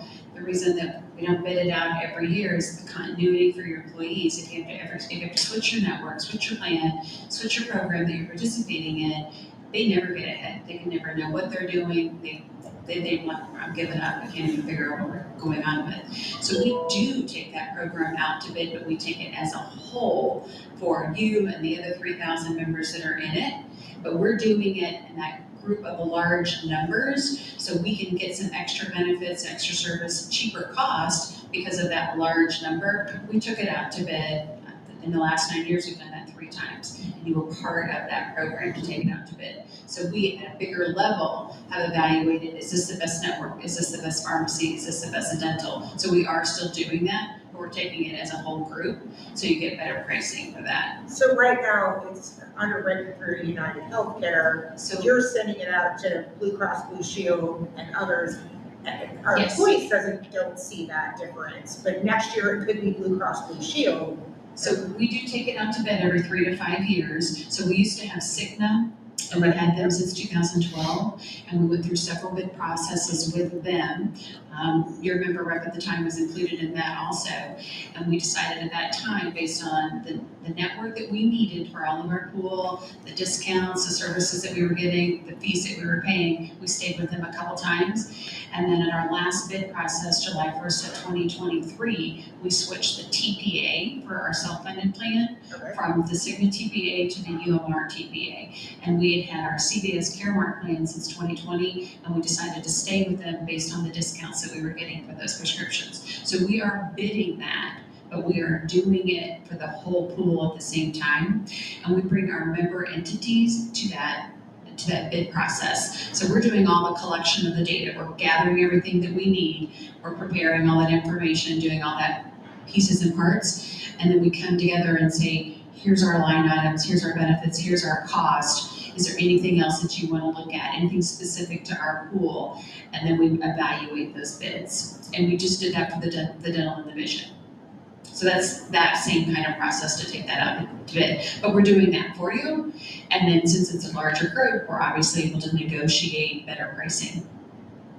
Okay, so on the other side, like on the property and liability side of that. Right. So is it kind of the same behind the scenes mechanism? It is. I mean, the pieces that we evaluate either annually or occasionally, I mean, like on the 3 to 5 years, you know, obviously the property, we go and we place that program every year, you know, on the tier and kind of shop the whole value of it to put that together. The rest is there's not really anything to buy. It's based on claims. So the part that we bid out is just our third-party administrator. So those are the people that handle the claims for us. We don't do that in-house. We pay somebody to do that for us. So that's kind of the bigger cost of that. And then all of the services, you know, some of them, that's all there is, you know, like lexical. We've changed our appraisal company, you know, so some of those things change. But I mean, to answer your question about, you know, you're bidded out, the reality is you're part of a self-fund pool. So the pool, we look at, you know, our actuaries look at, all right, here's the 120-ish members. This is what we expect the losses to be based on the history. And so this is how much we need to collect from the members. And then your contribution is based on, you know, the size of the entity, how much property you have, and those things. So your contributions to the pool is based on you guys, you know, just all of those different metrics. And so it just gets spread out to all of the members to cover the cost. But basically you own us. We're your risk management department, like you would have another department. I get it, but that kind of feeds into, I think, what my last question is. And so, kind of going back to what Alderman Hoffman asked. Okay, sorry. It's very good. No, before you ask that last question, the other piece too, though, is that the difference is when you're going out to bid with whatever carrier that is, I'm on the ED side, so, you know, Cigna, Blue Cross, United, or whatever, and you are not self-funded, and you bid for that service, whatever you you bid, if it's $100 per member per month, and you spend $90 per member per month, that $10 is profit for them. Sure. And then they're evaluating how much profit they can get out of what you're doing. The difference between that and the self-funded pool is we are estimating, again, what we're gonna spend, what our fees are gonna be, and then anything that we don't spend goes back to those reserves, and that stays in our pool. So that profit that you talked about with the other carriers, they're keeping that. It's a loss. But for our program, because it's self-funded, those funds stay with us, so that what do we have, the $25 million in reserves, that's still here for all of us. We didn't spend it on those claims for the employee benefit side. So we hold that in reserves. If something ever happened, we had to shut down completely, that's how we pay out those claims, and any extra would go back to the members of the pool at the end of the day. So that anything extra that's profit is gone with the traditional carrier. The pool, those extra funds, they stay with us. They go in our investments. We can use those to add programs. We can offset the next year's renewal for those types of things. So do all of the members in the pool pay the same rates? So we've had different things happen over the last, 40 years with the pool. Each group is underwritten to determine, are they healthy enough to be in our pool? Because we don't want to bring someone in that is going to have bad claims on the benefit side, or, not following good policies and practices, so they're going to be a loss over there. So we do underwrite them. We create a standard rate each year based on if they join the pool today, what would be their cost. And in the past, we've had some tiered pricing where if somebody had really good claims or really bad claims, there's a little bit of change in that. So not everybody's at the exact same rate, but it's very similar because we're bringing everyone at the same rate. We're not a traditional carrier. We're just trying to bring more people in and increase our sales. We're looking to bring in good risk so that we can continue to have those 1%, 2%, 3% increases. So we're not looking to grow just to grow. We only want to add good risk so we can continue to have that good losses. So on like the renewals, and I don't mean it just for employee benefits, I mean it for both of them, we're part of a tier. So based on how we function as a member, we may be on a different tier, pay different rates than somebody else in the group. So on the benefit side, everybody gets the same increase, zero. Those 2 years we had 0% increases for your medical, everybody got 0% increase. Right, but they pay different rates based upon They can their choose a level different of risk. plan, right? No, it is, they can pick a different option, like $2,000 deductible or $2,500 deductible. They get to pick that when they join. But you just said that there were different tiers based upon how healthy the. In the past. In the past. We used to Oh, that's have, not the case now? we're not doing that anymore. Yeah, so at that time, there became some differences in what people were paying. So in the past, the board had decided they wanted to have a way to reward those groups that had less claims and have those groups that had more claims pay a little bit more into the program. So that standard rate, people kind of varied from it based on their claims, and that went on for a time. I think it was 3 years ago they decided to do away with that, so not everybody's at the same rate, because some of them were a little more, some of them were a little bit less. And then after that, we created a standard rate, and then the new groups that are coming in are close to that. Okay, so the members that do more to mitigate the risk, they're paying the same, On the benefit side, that's what. but not the other. Right, on the property liability and work comp, it's definitely different, but on the employee benefits, we're all getting the same increase at this time, or no increase.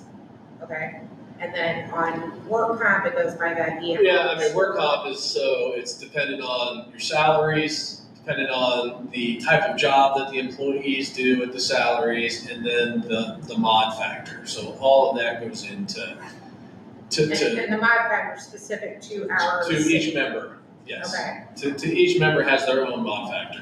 so if we are historically safer than, say, Joplin, Yes. then, Then what you're contributing is lower.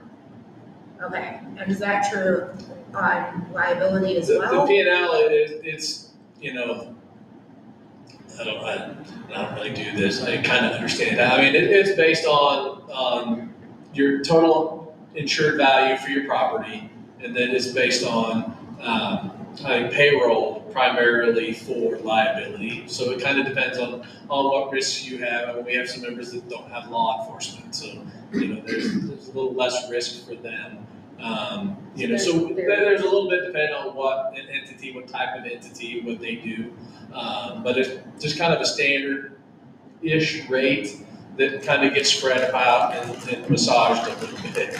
Okay, so one of the things that our broker does is because he reaches out to me a few times a year and we talk about the things that I need to change and what I need to be doing to mitigate risk. Sure. So that when renewal comes along, I can say, hey, we did these things. Are you guys doing that with your members? And then is there a follow-up to say, hey, did you take our advice? Right. We don't penalize anybody for not following our advice. We don't penalize. We do. Myself, because I'm your risk manager with staff, we go through losses. We look at it where if we have issues, where we have potential improvement and work on training programs and things like that. If we need to do that, a lot of our trainings we try to share to just get people involved with those from the start. But if we do see something that we see an uptick on, or then what can we do to work on this to make sure that we're not having those losses? So that is something that we look at. I guess the reason I'm asking you, like you just said, that you don't penalize people, which I get, except if we're over here doing everything that we're supposed to be doing, and we're paying the same thing that Sure. XYZ, who is just like flagrantly doing whatever they want, if we're both in the same pool, we're both paying the same rate, so we're essentially, because we're in this pool with them, we're paying for their mistakes, right? Not necessarily, because Sure, some sure. things you can't control, like on the, Again, I'm gonna go back to the benefit side. You've had your years where your claims exceeded your contributions, but you still. Right, but I you still understand were- it, like, I yeah. understand. So you still got the, as a whole. Yeah, but you still got the benefit of everybody else in it. And when we bring them in, we underwrite their risk at that point, and then there was a little bit of a variable there, but then each year after that, everybody's has been the same. But it's gone, we've had that conversation as our members to say, do you want to do it that way, or do you want to have the increases and the decreases? And I think it's different on the employee benefit side, because even if you do everything the Yeah, right way. I'm asking more on the liability Okay, sure. side than I was on the. And I will say, when they're figuring contributions, our underwriting team, they look at loss ratios for the last 5 years. Our finance team does some key performance indicators for our members. You do that every year as part of the renewal? We do it twice a year. Okay. We actually do it, January 1 or December 31, June 30. Our finance department does that to give staff, information that we can work with our members. But in underwriting, they do look at that when they're putting together the contributions, and contributions can be adjusted accordingly to that.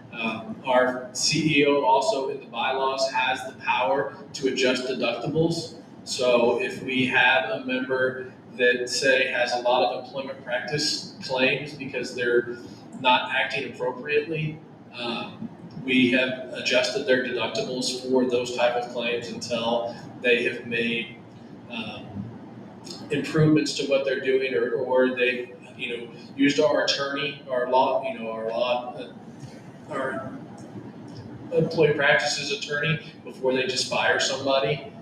So we have done that as well with some members. So yes, it's not. Okay. We don't care how bad you are. We're just going to keep you going. Okay. We take notice of that, and we try to work with the members first, and then we work a little harder and probably more financially if that doesn't improve things. Okay. That's my whole list. Yes, sir. it's a good list. Now, Yes. All right, I've got 2 questions. Sure. My first one, there's 2 parts to it, and it's very specific to the city of Osage Beach. Okay. I would like to know what input, if any, NPR has had with the city regarding our involvement in the reality law enforcement series that we've just finished filming for our 2nd season. And second part of that question is, Has our involvement with this series increased our coverages, any negative impacts on our insurability, premiums, etc.? Because obviously there's more exposure for us since we've got a camera crews following our police force. I'm just curious how that has impacted us as a city, what your involvement with that was. I'm trying to remember. I mean, I believe we saw the initial contract that was sent in and identified the city. And it's been a number of years, so I'm trying to remember. I'm not trying to put you off on that. We're just filmed our second season, so it's not been that many years. Well, the contract had to be in place Yes. prior to the shooting of it and everything else. And I just, off the top of my head, I don't remember. I mean, I do remember involvement being, Because us to we look keep at talking it. risk pools and members, Sure. obviously, for us, singular as a city, as well as the city of Right. Hills are, obviously, that's a much higher risk. I'm just curious on, has that affected us singularly? Has that affected the entire pool? What is the downside of that for us? So to the best of my knowledge, I'd have to ask my boss to be perfectly transparent, but I don't think it has had any effect that I'm aware of. So even though that expanded coverage, liability, et cetera, has increased tenfold for us as a city, that's had no negative impact on us across the board. Not that I'm aware of. I mean, I don't know. I don't know how it increases liability necessarily, but. If you have a city employee on a hot mic somewhere that says something that they shouldn't have said, and it goes viral, Well, yeah, I don't. I mean, we I'm have hoping no that say sure in the never editing, happened, therefore I'm just curious on an insurance standpoint. I don't. Is it, I've is not. it their claims at all? Not that I'm aware of. I mean, so. Maybe something can follow back Yeah, up with us I can. again.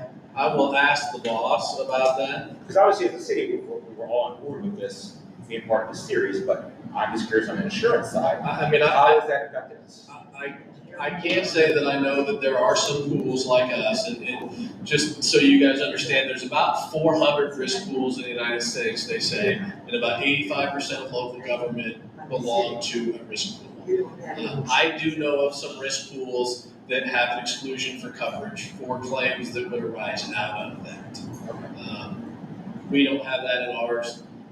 I'm just not aware of any issues that we've had from our reinsurer saying you can't do that. Alderman Osteen, Chief, I don't know if you do, but I know Cole watches every episode, and especially the last episode of season 1. That went through Chief and through Cole and everything. So. Yes, but we don't know about the other participants in that series who can come back on us as a city and say that they were disparaged, or you know what I'm saying? We can, from our standpoint, legally think what we believe is going to cover us, but I'm just curious, once again, because it opens up a Pandora's box we've never really discussed. We do On not an have, insurance we do side. not have editorial control. I asked that one, I asked and if this, just to follow up, if this never got to NPR and NPR never put eyes on that, there's an issue. Because I brought it up on the dais and it was, and she spoke elaborately to it. And if we aren't insured, or we aren't indemnified, or if we don't have the appropriate coverage, someone needs to get on that. I don't know if that's a Cole thing, or a you guys thing, or what, but I'd be a little worried about that. I'm trying to think if that was Ed Rucker or Cole, but I know it was John and Mike as far as No, I was registration. No, it's Cole. Cole, like I said, myself, Chief, Cole, we see every episode. Cole has to sign off on it. At the end of the season, we all meet in the room, we talk about any concerns legally, and Cole is I trust Cole. And with the insurance company, we have to sign off on it before we can let him produce it. And we did it last year, we do it every episode now, and we'll do it again after the last episode. Yeah, of course I trust our leaders, but on the insurance side though, I think there's a lot of intangibles we don't know and what will come back to us. Regardless of how much work we do on our side. So anyway, just to get followed back up with us on that. Yeah. My last one is, I want to put you on the spot, make it across more negative than I need it to be. Membership drives the pool. The pool drives the rates and coverages, correct? right? Yeah. Membership drives the risk pool drives rates and coverages. Sure. So can you give us some historical data on as far as your membership increases? And this is where it's gonna be a little awkward. There are 500 school districts in the state of Missouri. You represent 8. There are 944 cities, municipalities, and townships in the state of Missouri. You represent 44. We are part of that risk pool that is 4% of the entire state. So that to me is a little concerning that we're in this very small risk pool statewide. But once again, that is driven through membership. So I'm just curious on like how much has the membership been increasing? Obviously, the bigger the membership pool, the bigger the risk pool, the lower our coverages, the lower, you know what I'm saying? It's a domino effect. And right now, my concern is we are in this very minority group with our insurance in this risk pool. So on the employee benefits side, we don't grow at a very high rate because we decline more membership than we add each year. We did have a larger pool probably 6-7 years ago, and we had some groups leave, and actually the health of the pool improved when they left. So based on that, the board has looked at it to say we don't want to grow just to grow. It is more important to us that we have a healthy pool than a larger pool. So we probably in our employee benefits pool dropped down about 1,500 members. And since then, we have had these very small increases. So I don't know that creating a bigger pool necessarily equates to a healthier pool or lower cost that we've seen historically in the last 10 years that I've been there. I don't know how that works on the other programs, but we could get bigger, considerably faster, but that doesn't mean that our rates would be lower or the pool itself would be healthier. So probably, we've been just more cautious with if someone comes on, we could definitely, bring them in, we could give them additional fund, a better price, they can join our pool, but their health isn't such that makes them a good risk. Since we're not looking to grow, looking for commissions, looking for sales, we're just looking for the health of the pool. So that's what has been our focus, also on the property liability and the work comp. The goal has been to make sure that it stays healthy. So we're not focusing on being a bigger pool. If our board comes back and says, which is made up of our members, that's our goal, then we could probably change that. But So along those lines, I feel like you're kind of contradicting yourself. So if we are, as a single entity, if we are relatively healthier than the rest of your pool, aren't we better served to go to United Healthcare ourselves and get? It could be. We had a couple groups in the last couple of years. We had a group that came in probably 5 years ago. They joined the pool. They were a good risk. They stayed with us for 3 years, and then they said, we're going to go out to bid. They left that year and got, I think she said, a 2 or 3% decrease in their cost. So they were gone for 2 years, and that first year they saved 2 or 3%. The second year they had a small increase. The third year they got a 22% increase. So they wanted to come back into the pool now, but their health has changed and where now their risk is higher. So we weren't able to bring them in, so they ended up with a 22% increase. So over the last 3 years, let's say they got 3% that first year because I don't remember, and so they were at a 19% increase to where we were, but our pool itself was at a 3% increase over that 3 years. So it's a risk. You have to decide, do you want to go out on your own for that year or two? And then your claims will impact you. If you have a bad year, then you're going to get that 22 or whatever. But if you have a bad year within the pool, you're going to get the benefit of the rest of the pool. So it's a risk for, whatever you want to do, just like any other insurance that you take. Right, I get it. But if the rest of the pool has pool claims, we still basically go negative on that as well. The rest of the pool has. Well, as you said, if we have a bad year, obviously we know we got a bad year, and if we go singular with insurance, we're going to pay for that. But if the pool as a whole has better or down years, but we don't. We still basically, it's about more effect to us, right? Yeah, but usually it's not everybody in the pool has a bad year, and that's how we're able to keep those even rates. You know, if you've got a bad year, but the next, couple of the other groups have had a really good year, you're evening out for each other. So that's how we've been able to keep the rates low for the last 5 years. Along with the reserves. Yeah, and then the reserves are built up in there. So let's say this year, we have a terrible year, but we have this large amount in reserves, so we can reduce the potential of that increase for the next year. And that's up to the board. A couple times we said, we think we should have a flat increase, and the board came back and said, no, we want to keep those reserves where they are for something that may come up, something big that comes up later. So it is that risk. So on the risk side, for the members, there's a huge pool called music. I don't know if you're familiar with that almost all the school districts are in for property liability and work comp. I mean, they're a huge pool. And so the majority of the school districts are in that. As far as cities and counties, we kind of have a threshold too. It's the same thing. We only want good risks. So if we get somebody that comes to us and they have a bad experience, then we're not going to even take them to our board to admit them into the pool. There's a place for them. It's called MOPR, which is another pool that's backed by the state of Missouri. It has no services. It has no staff. All they do is provide coverage through a risk pool. It's the pool of last resort, and they have hundreds of members. And we don't want most of those.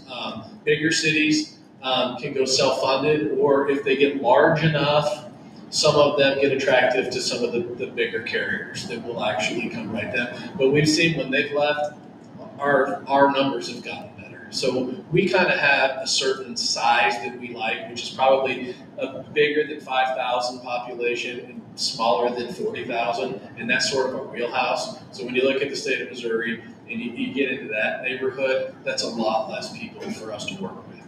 And we don't have a marketing arm at all. It's not in there at all. We don't market. We don't have anybody on staff that sells. It's all word of mouth. We do work with brokers. I know that's been a question that's been asked.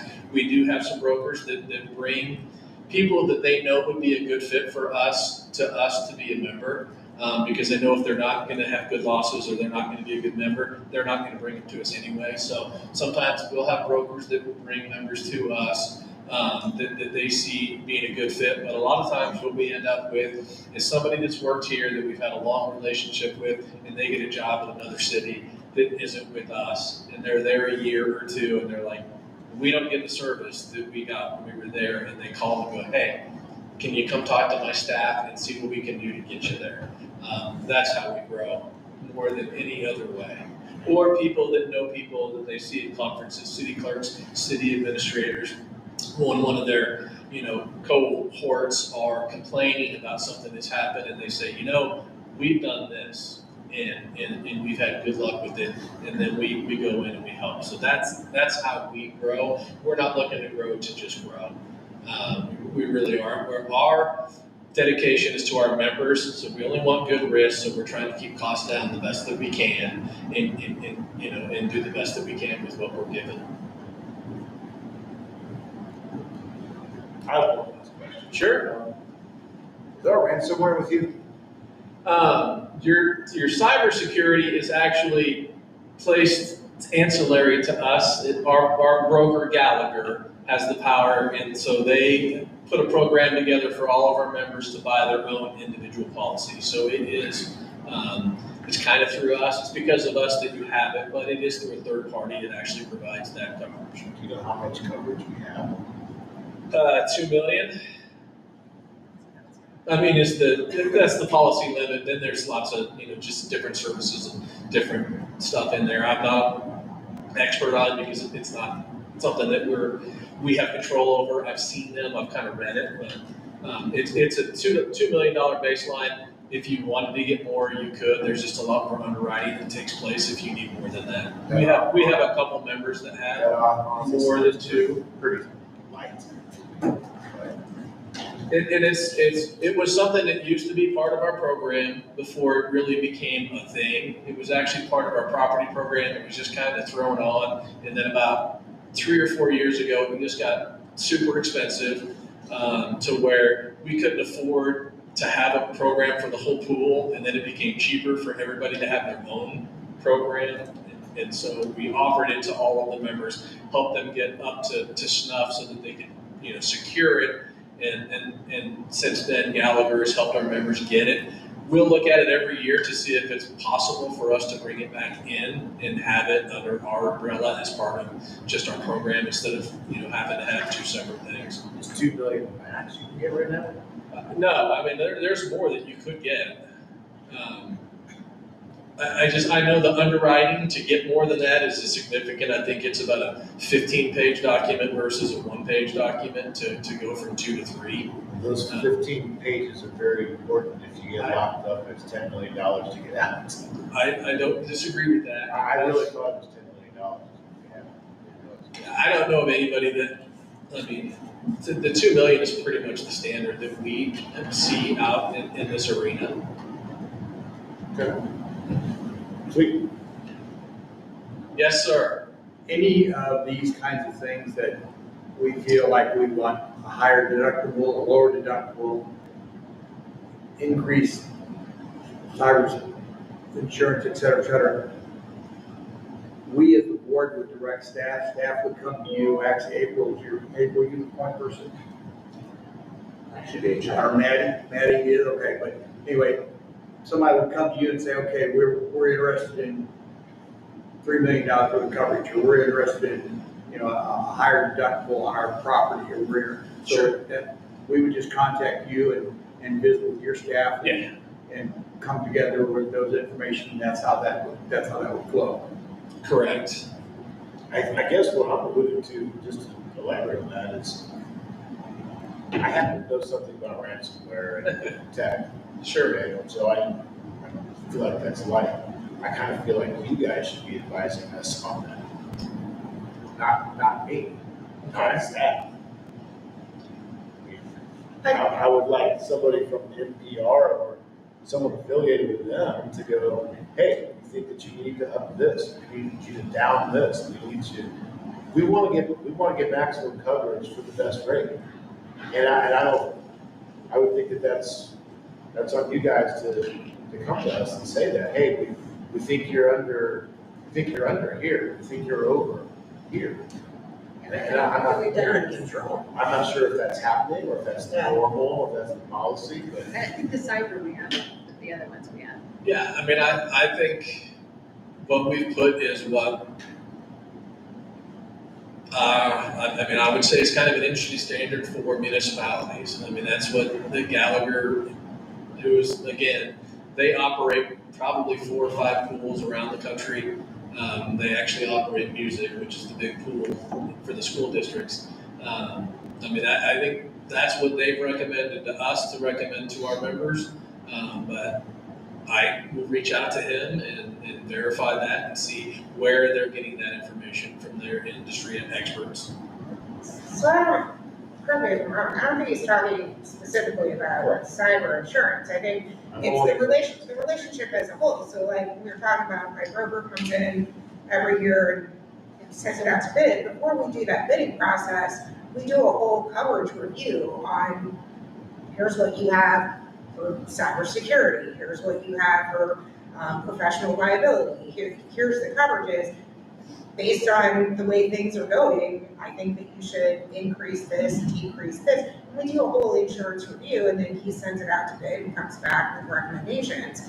I think that's what his broader question is, or is that a service that you guys are providing for us? Are we doing some kind of annual review to make sure that we do have appropriate coverages for employee benefits, for property and liability, for work comp, so that we don't. Because insurance is only as good as your coverages, right? If you're not appropriately covered, then you're wasting a really big check every month paying for insurance. So we do that with the employee benefits each year. We do that with Maddie. So we did make a lot of changes to your employee benefit offerings for employees this last year. I don't know if you review that. I know I met you at the open enrollment meetings and we went through all of those changes, but we do that in our I wasn't program. here yet. Yeah, so we do that each year with your HR team, and they talk about your budget, what your employees want, any feedback that we get. We go through what's changing in the industry. We spend a lot of time on that, and your team does participate a lot with that. So we did make some changes this last year that she said that felt like you guys wanted to do. On work comp, Yeah, I mean, work comp's just sort of set. I mean, it's coverage. From the liability property side, every year we go over the coverage, basically the deductibles, the coverages that you have. I mean, the coverages that you have are, I don't know, bigger. I mean, you've got liability, law enforcement liability, elected official liability, sewer liability, all of basically the standard liabilities that you would need to cover the city. And so, we go through those, and then the coverage document, so the things that are covered or not covered, if things change in our coverage document based on losses or what members have run into, we adjust that annually. So we go through that with the members every year. Okay, the 3 to 5 years was referenced a few times, I'll go through, and I think That was our bid process, just in 3 to 5 it's years. a good process, 3 to 5 years, but once again, you are stated annually, you're going through all different types of insurance to be covered, which is a full gamut of property, vehicle, workman's comp, health insurance, etc. That's on an annual basis. We're getting recommendations from NPR on coverages need to be increased in this specific area, decreased in this specific area, etc. That's what we're just trying to get clarification. And we do that with your staff. So we Yeah, the have city treasurer's office reviews the schedules every year to make sure there's nothing that needs to come off, be added. They actually more than once a year, but they send out our full schedules. It used to be annually, now it's quarterly. And yeah, Torin, Carrie's accounting specialist, reviews those every quarter and makes sure there's nothing that needs to come off there internally. we do service meetings with your HR staff to talk about what's going on with them, what the changes, things that they need. We come here on site and do events where we're available for your employees so that they can tell us what they're looking for, what they're happy with, what they're unhappy with. We do events where we bring out like industry changes, what's happening in the marketplace, we go through and talk about our claims review. We have those 6 times a year that we invite all of our members to. So there's a lot of information coming back and forth, but it's not at your board level, it's with your HR team. And in the past, we had come every couple of years to your board, and you had a consultant that came out and reviewed your plan and would talk about our plan versus what they'd seen in the marketplace, so we would come to those events also.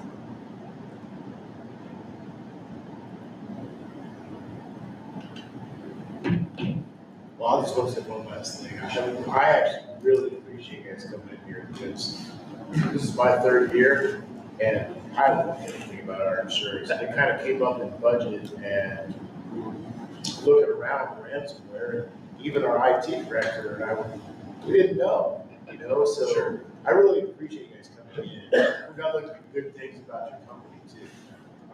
I look at it, and maybe everyone looks at it from a little bit different perspective from their chair. But I look at it as, I just want the best bang and the right bang for our buck. And know that we're getting what we're paying for and getting it at a good rate. As you should. Well, we appreciate you having us. Certainly, we're always available. So, I mean, if you ever have questions, you're our boss. Well, I can find it in Rocky Mountain, it's not that big a place. Because you guys own the company. So we work for you, and we work for your staff, more importantly. We've got a lot of great relationships here. We really enjoy working with you guys. One of the things I want to say is, can't speak on the property casualty side because what the state has doesn't have anything to do with that. But from the benefit side, from what I can remember, our last number of years, our employee surveys, I don't recall seeing any bad comments about benefits. I've never heard of it. So that to me speaks good that our employees are, obviously they're using your benefits, whether it's health or they're using it, they're filing it, and apparently they're receiving what they believe to be satisfactory service. So that's from the benefit side. I'm not trying to be negative to the property casualty side, but that's, we don't get as much feedback on that because those aren't our employees. Our That's employees, personal. our employees, they don't see. We have that screwed up, we hear about it all the time. Oh, yeah. But I just want to let you guys know that as well, that Thank from our employees standpoint, the benefit side. Yeah, We Matt don't had see shared, any negative comments there. she had done did that survey, and that's why some of the plan changes, the plan options were offered, because they said they wanted a different type of plan. So we brought that and changed that for this last 7-1. And when we're here, they come and ask questions and talk to us, and, got to know them very well. Any other questions? Well, I'll say this then. I'm gonna say one thing, because. No. No, I said question, I'm gonna make a statement. No, because most of you know my wife just retired last June. And so, once we started getting benefits, which only started about 3 years ago here for Aldermen. We didn't have for a long time, and we brought it back about 3 years ago. But, so I was under her plan. She worked with a big company and for many, many years. Well, when she retired, she went on mine, and we were given all the benefits hers, and she had a very good insurance company, insurance from a big corporation.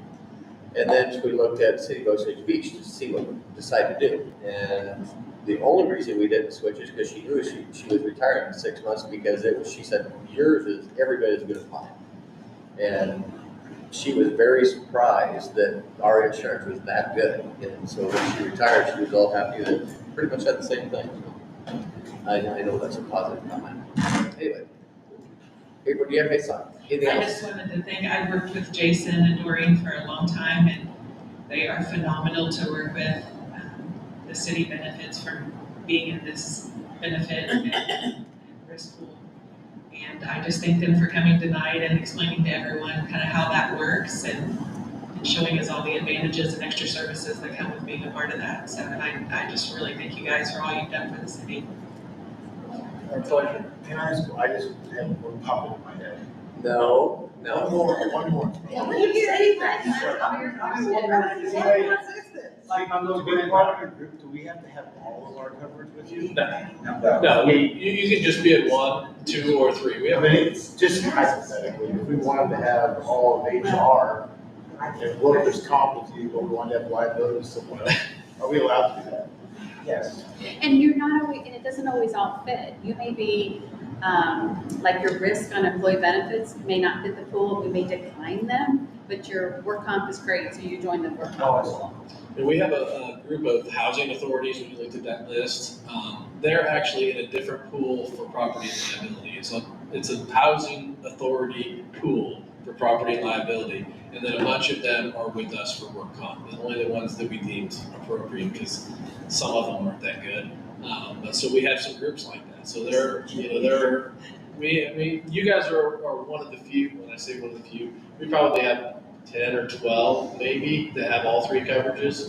I mean, so we have a lot that we have a member that has a terrible police force, so we don't have their liability, but we have their property. We have some community colleges out in Kansas that we have their property. We don't have anything else. So we have some nuances.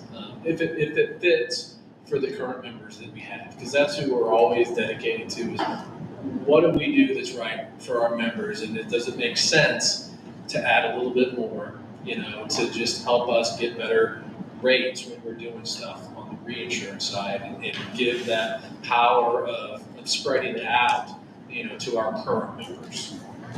Okay. Thank you all very much. Thank you. I know. Do you have a motion to adjourn? Motion to Do you adjourn. have a second? All those in favor? Yeah. All right, thank you very much. Safe travel. I still want to do the challenge someday. I do with the other. I turned it off.